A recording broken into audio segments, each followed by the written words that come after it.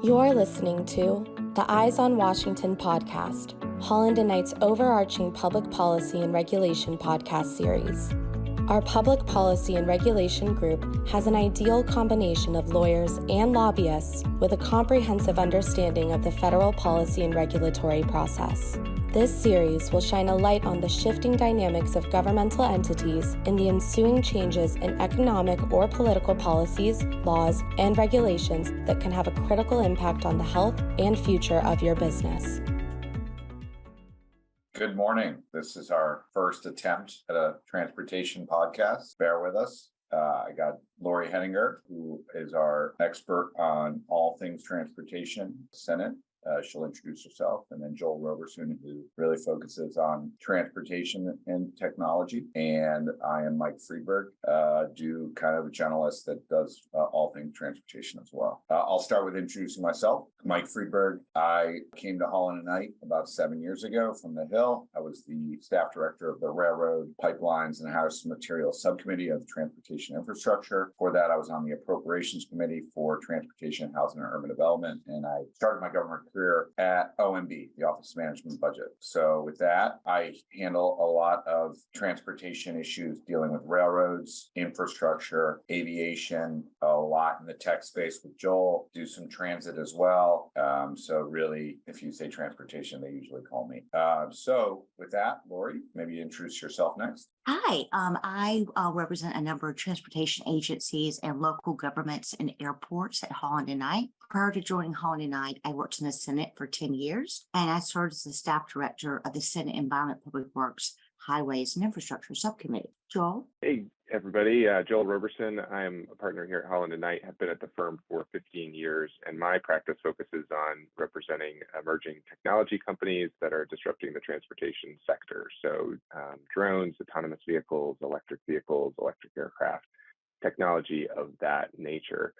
So with the introductions aside, why don't we go ahead and dive in talking about transportation in 2023. So obviously there was a big midterm election. So we'll dig into what that means for the leadership on transportation issues going forward. So with the win by Senator Warnock in the Senate, Democrats take an extra seat, more than what they had last year or the current year, which means that that has practical implications for how the committees are going to take up transportation issues, because the balance on committees will shift and Democrats will have a majority in committees, which will allow them to have an ability in the Senate to move things with their own party's votes, although a lot of transportation issues ultimately end up being bipartisan. So let's dig into that a little bit more. Mike and Lauri, do you guys want to talk a little bit about the Senate Commerce Committee? Obviously, they have jurisdiction over a lot of transportation issues. There's an FAA Reauthorization coming up. We have Maria Cantwell, who was the chair, will continue to be the chair, but Ted Cruz. Mike, what do you think about the change that will happen when Ted Cruz takes over the ranking slot on the Commerce Committee? Well, you're going from Roger Wicker, who was very, very bipartisan outwardly and inwardly, and great staff. I do not think the staff will be changing. I mean, the people will change, but their perspectives are going to stay the same, where a lot of transportation I don't say bipartisan, I say post-partisan, really, right? There's no, the classic line is there's no Republican bridge or Democratic bridge. So with FAA Reauth, I do think the staff will work together. It's going to be interesting to see if Senator Cruz is running for president, what his posture is working in a bipartisan manner. So that's the interesting part, where you're really going to have to get in with members of the Commerce Committee to see where they land on the issues. Senator Cantwell is also, I would say, there's going to be more fights outwardly. Now, I don't know what that means inwardly, especially now that the Senate Commerce there's going to be a majority of Democrats on the committee. So there's not going to be as many fights over nominees, because it's going to be party line votes. But what does that mean for legislation? Lauri worked in the Senate, so, probably her perspective would be better than mine. So I think one good thing about the FAA reauthorization that the Senate and the House have started considering this year, but are trying to get it done next year, is that it's a bipartisan issue. It's rather than focusing on Republican or Democratic talking points, members really is based on a regional perspective. So it's based on what the airports in your district or state care about. If you're in an urban or a rural area, that is really how members look at it versus a typical Republican Democratic debate. And just adding on that, and I'm moving a little to the House, but a lot of it is going to be bucking their party majority or party ethos of, hey, we can't work with the Democrats, the adversarial nature that the Congress has been in. When I worked on the Hill, it was more T&I versus the majority leader and the leadership of getting bills done in the conservative caucus versus the Democrats. So with FAA Reauth, I've already heard that that's going to be a challenge, not the Democrats per se, but more just how are we going to get it to the floor. Thanks, Mike. Thanks, Lauri. And just to round out the Senate leadership on transportation issues, the Senate EPW committee is going to stay relatively constant from a leadership perspective, but Senate banking is going to have some changes. Lauri, do you want to just break down how the EPW and banking committee will shake out next year? Sure. So, Joe, as you just said, the Senate EPW leadership will stay the same. Senator Tom Copper of Delaware will remain the chairman, and Senator Capito of West Virginia will remain the ranking member. They work really well together. They got their legislation done this Congress, the transportation authorization bill. So they should be focusing more on oversight this upcoming Congress. Senate banking, Senator Toomey of Pennsylvania retired. So there is several members vying for that, but most likely Senator Tim Scott of South Carolina will become the ranking member, and Senator Sherrod Brown from Ohio will stay the chairman. And why it's important for lobbyists like us is with the change in leadership, the change in staff as well. So educating folks on the banking committee, it's kind of weird that transit is in the banking space, but it is. So, I already know that the former Toomey staff is leaving, trying to figure out who the new staff and educating them is going to be important for months in January and February. Yeah, that's great. And the other key transportation committee is, of course, the appropriations side of the equation, and the Transportation, Housing, and Urban Development subcommittee, where there's going to be changes on both the House and Senate side. So maybe we'll use that as a start with the Senate and then bridge over to the House changes. But Mike, do you want to talk a little bit about appropriations committee leadership on THUD? Yeah, so it's my understanding that Senator Schatz from Hawaii is staying as THUD chair. The interesting is Senator Collins has been there for, 12 years as the THUD chairman, and she is now going to be the ranking member of the full committee. So I think she is going to move off of THUD, and if it's historically what happens is that Collins will become chair of defense subcommittee. So there will be new leadership. We're hearing it's Boozman from Arkansas, very, very good senator, very good personal staff. But will the staff change with him? Historically, it will. So we're all still kind of waiting to see. The hard part of where we are now is people are interviewing for jobs. People are trying to pass last minute legislation. So it's still a lot up in the air. On the House side, the Congresswoman Granger will be full committee chair. Congressman Diaz-Balart from Florida, he has been there for the last 8 years. He got a waiver last Congress to be ranking member. What does that mean if he does not get another waiver? He is seeking another waiver. If he doesn't, and it really is up to the Republican conference, you're going to see a lot of dominoes go because he might go to foreign ops. Tom Cole is the next in line, but he has labor H. So it's going to be really interesting to see who gets THUD or THUD next Congress to be the chair. It's usually a very moderate Republican because they really work across the aisle. I will say Mario Diaz-Balart and Chairman Price, David Price, who is retiring, work really well together. The staff like each other. They try to do things as bipartisan. If they aren't bipartisan, they really respect why people are doing the ways that they're doing it. Mike Quigley from Illinois kind of follows that mold. Big hockey player, kind of Midwest, likes to compromise, likes to get things done. So I see that spirit holding over, but you never know. It depends on who we get on the Republican side. So then on the authorizing side in the House, we're going to have a big change on the T&I Democratic leadership with Pete DeFazio retiring. There is a competitive race there between Rick Larsen and Eleanor Holmes Norton to take over the Transportation and Infrastructure Committee. Right now, the expectation is that Rick Larsen will win that race, and that decision will be made the week of December 12th. So we should know soon who will take over the ranking Democratic slot. Sam Graves will remain the top Republican, but will move from ranking member to chair. And that will be a critical relationship between the two of them as they embark on an FAA reauthorization, which we've talked about a little bit earlier. and we'll dig into a little bit deeper in a minute. As it relates to roadway safety, there is the Energy and Commerce Committee has jurisdiction over the National Highway Traffic Safety Administration and things like autonomous vehicles. The leadership on that committee is expected to stay the same, with Frank Pallone, Democrat from New Jersey, and Kathy McMorris Rodgers, Republican from Washington, maintaining the lead. They have, while their politics are very different, have been able to work together on legislation. So the continuity there should be helpful for legislative efforts in 2023. So now that we have an idea, or at least a good sense of who's going to be sitting in which chairs as we head into 2023, let's dig into what the leadership in each of those positions is going to use that position to enact, the type of legislation they're going to enact. So, House Republicans obviously are taking a lead, but a very slim majority in the House, and are laying out their legislative agenda. Lauri, do you want to talk a little bit about what we expect Republicans to focus on as they take over the gavel? Yes, thanks, Joel. And then Mike, please add on, since you used to work on the committee a few years ago.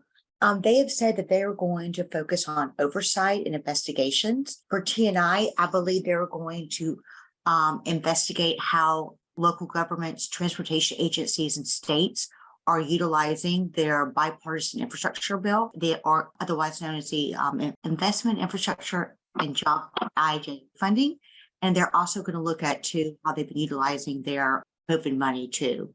Mike, I know you've been talking to the committee staff frequently. What else have you been hearing? So you're right. Implementation of IIJ is going to be kind of top of mind. First, it's going to be interesting. T&I, there's going to be a lot of new members. So the first couple is like educating folks on what infrastructure is. A lot of people don't know what goes into all this money. And to do the oversight, we're going to have to educate some members. Second, inflation. That is a hot button political issue. T&I thinks that they do have jurisdiction over that, especially in the project's costs and how that's implemented. So those two things are going to be big. Like, they're going to be overseeing Amtrak, transit entities, and how DOT is spending the money. So a lot of the folks voted for the IIJA and like it in spirit, but do not agree with how DOT is actually spending the money. So you're going to see a lot of oversight, and it's going to be a weird posture where DOT and the entities are going to be a little defensive. So the interactions are going to be very interesting between the members. Sam Graves is a really moderate guy in transportation. In other issues, he's conservative, but he really wants to get stuff done. He works well with the Democrats. DeFazio, who is retiring, spoke well of him. So in the mold of the former T&I chairs, I think they're going to try to get stuff done, but it's going to be really hard to get legislation done. So they're going to really focus on oversight and investigations. You're right. They're going to have to do some red meat stuff for the conference, and companies, especially that are getting money from these entities, should really educate the folks up there on why this is important, how many jobs are getting created because of this infrastructure, and how it's changing the economy in especially rural districts. And also, I would just add in that be really careful about how you're executing on the funding that you've received from the IIJA or the IRA, because you don't want to be the recipient of a letter asking you to come up and defend decisions that you made if you're going out on a limb about how that money can or should be spent. So there's going to be oversight and investigation, but there also is going to be a number of bipartisan bills, as we've alluded to in the past. Let's dig in a little bit deeper there. So FAA reauthorization is due. The current authority for the FAA expires on September 30th of 2023. Congress intends to get a fast start on trying to get that legislation done before its current authority expires. In the past, there's been a track record of requiring extensions. So in order to avoid an extension, they will have to make sure to work deliberately with some hearings quickly in the new year, and then legislative drafting markup. The main topics, there's lots of topics that come up every cycle, but maybe we can unpack a little bit. I'll start with those items in my area of expertise. There's likely to be a title or two in the bill about emerging aviation technologies. So things like advanced air mobility, electric and hydrogen propulsion aircraft. There's also unmanned or uncrewed aircraft that continue to be integrated into the national airspace system. And there's lots of interest by the drone industry to come up with changes to FAA's authority that would allow for aircraft certification and operations in the United States to be more flexible and keep up with the international trends towards being allowing more flexible operations.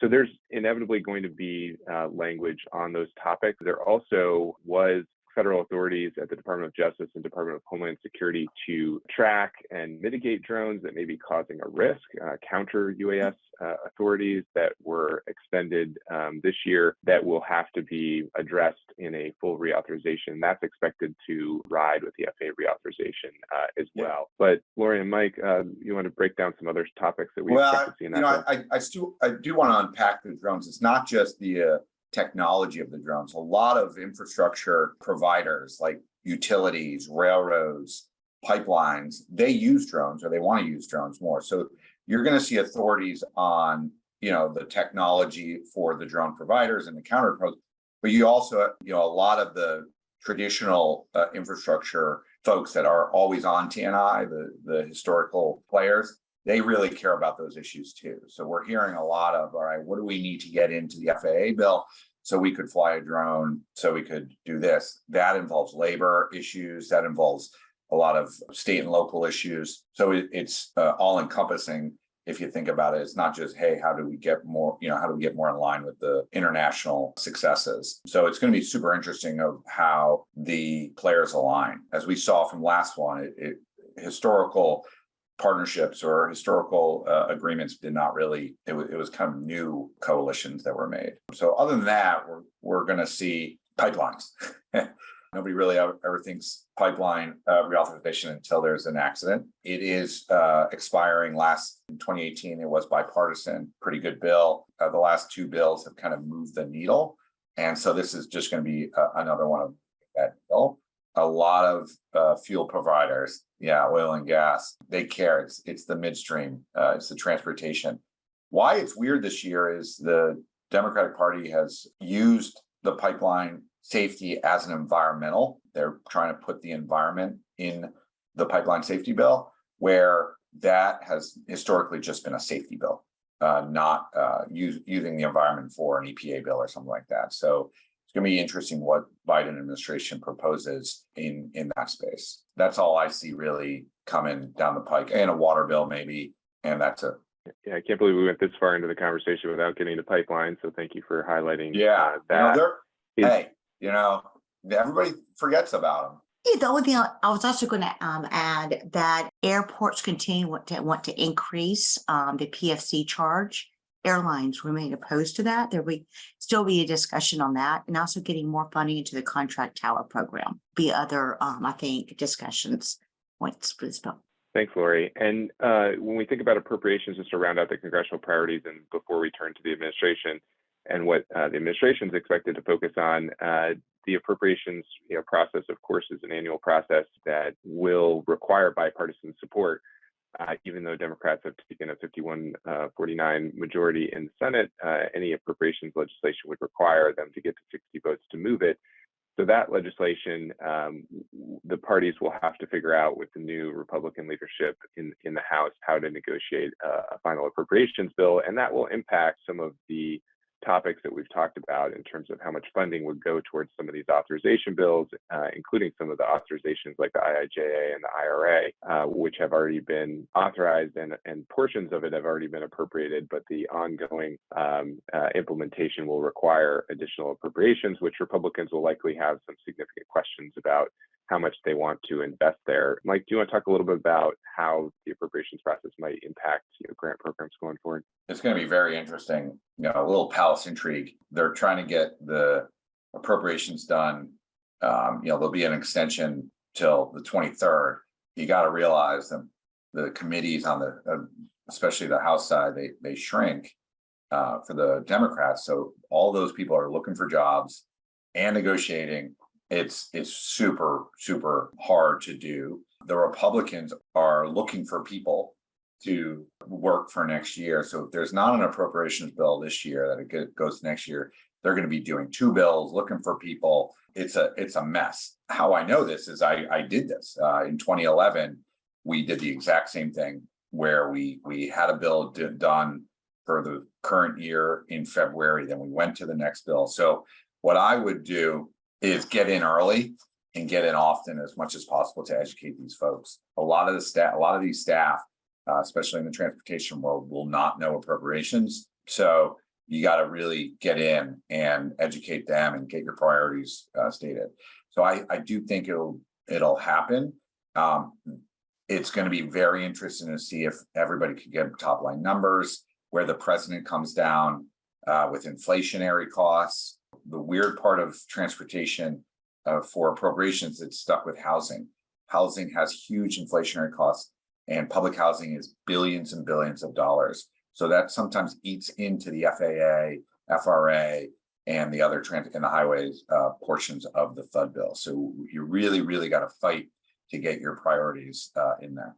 Thanks, Mike. So turning to the administration, we're heading into the second part of the first term of President Biden's presidency. And as is usual, we would expect to start to see some turnover in some of the top political positions in each of the agencies, including those that have jurisdiction over transportation. So it'll be interesting to see how that impacts agencies like DOT, whether Secretary Buttigieg stays in that position, whether he starts making moves to run for president in 2024, will certainly impact the leadership and policy making that comes out of that agency. And when we think about when Congress is divided and it may be more difficult for the president to achieve his agenda through Congress after having had Democratic majorities and the ability to pursue budget reconciliation bills over the last 2 years, if he believes that he won't be able to get his agenda through Congress, then we will likely see an uptick in the regulatory work of the administration. So this will impact things like environmental permitting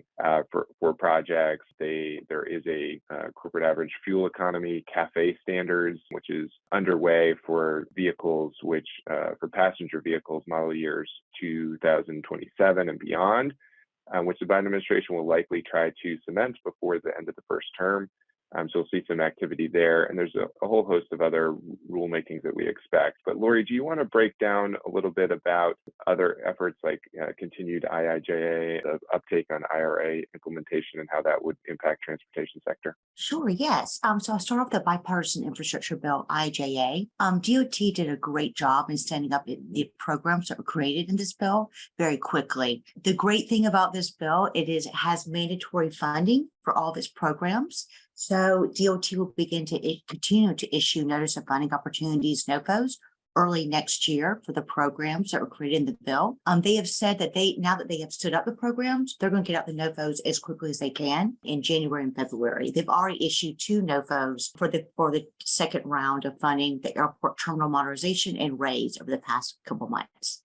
The Inflation Reduction Act, which Congress passed in August, creates billions and billions of dollars of new programs. DOE and EPA have started issuing RFIs to get ideas and recommendations on how these programs should be implemented. DOT should be doing it as well. Great, thanks, Lauri. So to wrap up, we expect 2023 to be an extremely busy year for the transportation sector across all modes of transportation, with a couple of key reauthorizations and new leadership, which will reinvigorate the work that each of the committees are doing in this space. And we expect the Biden administration to continue to lean in following the bipartisan infrastructure law and continue to focus on improving infrastructure across the country. We thank you for joining us today, and we look forward to both working with Congress on a bipartisan basis and with many of you in the transportation sector to help achieve priorities that you have before Congress and the administration. Thank you for joining us, and thank you, Mike and Lauri, for the conversation. Thank you for listening to the Eyes on Washington podcast, brought to you by Holland & Knight's Public Policy and Regulation Group. For more information on our Public Policy and Regulation Group, please visit hklaw.com/ppr.